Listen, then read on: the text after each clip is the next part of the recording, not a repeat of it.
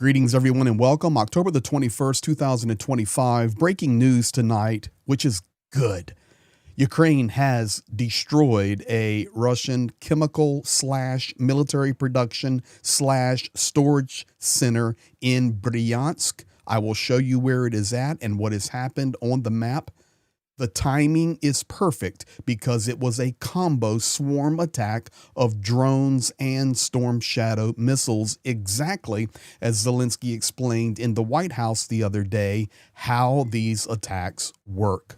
In addition to that, after the EU meeting, Rutte on the way to DC, a lot is unfolding. I have it all for you, plus a look at a couple of frontline areas. Thank you for being here. Thank you for sharing, liking, commenting, subscribing. We appreciate each and every one of you. Let's jump straight in. You can see here, Ukraine smashes the Russian war plant. It's a missile strike. It's a combo strike. They hit the bullseye. Rutte, we are learning, now on the way to the U.S. Confirmed multiple ways. First of all, Bryansk, and I'm going to show you on the map. Defense forces struck the Bryansk chemical plant with a drone swarm, including Storm Shadow missiles. This is confirmed by the UA General Staff. The Bryansk chemical plant is an important part of the Russian military-industrial complex, and I'm going to show you why on the aerial in just a moment. This enterprise produces gunpowder, explosives, and components for rocket fuel, including for ammunition and missiles that the enemy uses to shell Ukrainian territory every day. Early indications are complete destruction beyond repair. That's not only coming in from Ukraine intelligence, but also from Russian observers who were there and are posting information. Now, let me take you over here and show you what we're talking about. Let me get that off the screen. We're talking about this area right here. Okay, and then I'm going to zoom in on the map in just a second. Of course, this is Ukraine, where the front line is. Kyiv is here. Now, let's take it over a little bit further, and I want to show you the actual plant itself. I have zoomed in for you here, and what is interesting is it doesn't look like a plant, does it? No, but this is the plant. This is where this facility works in plain sight. You can see tractor trailers here for running supplies. You see different types of buildings here. In addition to that, we also see all the employees in their cars. This is straight off of Google Earth. Over here, you can see tanks where chemicals produced, stored. I can't tell if that goes behind a tractor trailer or not, but that is what it is. This is the area that was destroyed tonight. And I suggested to you that additionally, there is important storage here. So I zoom out just a little bit. And if we look here, this is the complex. Let me change that to a different color for you. This is the complex. You come right down this road and you go to this controlled zone of what looks like to me some type of storage facility. If some of you guys know more, please drop it in the comments, or you want to go do some Google searching. But you can see very, very obvious storage units here. Completely surrounded by wall here, security fence. So this is major complex. Now, if I zoom out for you and you're going, okay, but where is that at? It's where I showed you earlier. I'll come out a little further. And now you can begin to see Ukraine. So clear that off. The attack here, Ukrainian border here. There's Chernihiv. Sumi's down here, and Kyiv. So this is what we're looking at tonight. Very key, critical attack. And I believe personally that the timing was excellent. It confirms what Zelensky was saying. We send swarms of drones and we put individual missiles inside. That is what Russia is doing to us. That is how we must respond to them. Reuters and many others are reporting that NATO chief Mark Rutte is headed to Washington to try to bring Trump back in line with Europe and Ukraine after the meetings today. And not sure if he will be able to. We shall see. But that is why this attack, in my opinion, is critical. Rutte can go and say, see, this is how it works. This is how the attacks are. But after the meetings today in Europe, analyst Michael Clark on Sky News gave commentary that I actually completely agree with, because he explains the transition of Trump back and forth and how it must become solid and stable one way. And here it is. Take a listen to this. I mean, it's a statement that says we are behaving as if President Trump is consistent in wanting to push Putin to a ceasefire. So that's our line, and we wish him every success.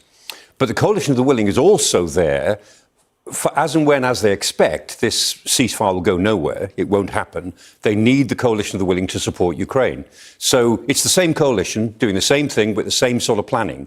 So the first requirement is support President Trump in hope rather than expectation. And the second requirement is when expectations are that it fails, we will need the coalition. That's where they are. And it's interesting that they put into that statement lots of things that Trump doesn't talk about, like the need to build up Ukraine, the need for an immediate ceasefire, not a peace deal. I mean, President Trump went from a ceasefire to a peace deal, which is exactly what Putin wants, because he thinks he'll get the Donbass out of that and lots of other things besides. And the Europeans are saying, no, let's go back to where you were in March, President Trump. A ceasefire is the prerequisite, then to talk about the details.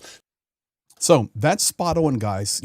Now we're looking hopeful towards Trump, not with expectation, especially after we've had basically a 180 reversal in support. Not that supply isn't coming. Supply is coming, but the strength, the sanctions, the rhetoric, the verbiage, to be the strong leader to stand up against the bully Putin is just not there. So Rutte on the way back to the United States, and Michael Clark also making very clear that a ceasefire is necessary, not a peace deal. And see, that's the major difference. So that is what Trump was stating early on, then went away from it. Now on to the Russian talking points of a quick peace, get it over, everybody go home and let history figure out what it'll be in the future. It doesn't work that way. So now what do?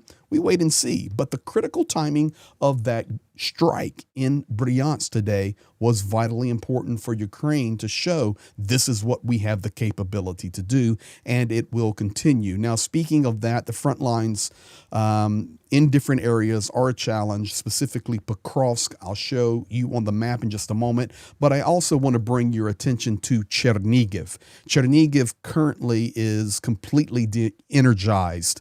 Ukraine responding as quickly and safely as possible to restore, meaning this city is no power. It has no power.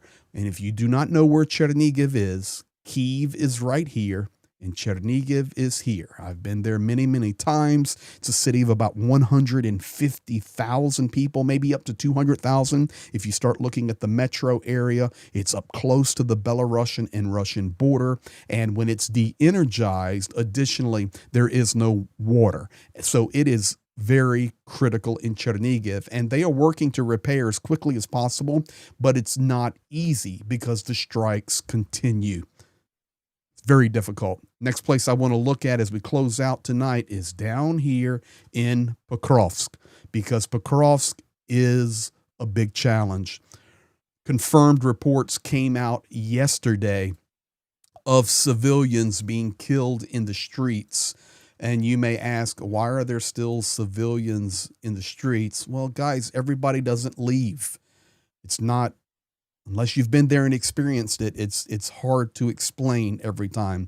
But if you remember early in the war with Bucha, they were just killing civilians in the streets. The same thing is happening in Pokrovsk. Of course, I cannot show those pictures, but I'm sure many of you have seen them or the videos. But heavy pressure really now on Pokrovsk, and I want to show you what is critical here. And we'll do this. Let me change this to red for us on this particular one. So Russia has confirmed put themselves into the center of Pokrovsk. Ukraine defending it. The city is being destroyed. It will end up looking like Bakhmut. We also have pressure coming in from the southern side and the northern side of Mirnograd. So Pokrovsk and Mirnograd metro area pre-war, about 100,000 people. It's a large city. Also, we're getting reports now that Russia pushing into Promen here, and that also is critically important because Ukraine trying to hold this pocket here. Now, if you look at this map, it's easy to see what the problem is here. This road that comes in from Dnipro and this road that goes up towards Dobropilia and then wraps around to Kramatorsk is under nonstop assault with drones and artillery. Unfortunately, Russia is getting very close to having control of these two roads. Now, this will be critically important, especially looking at the weather.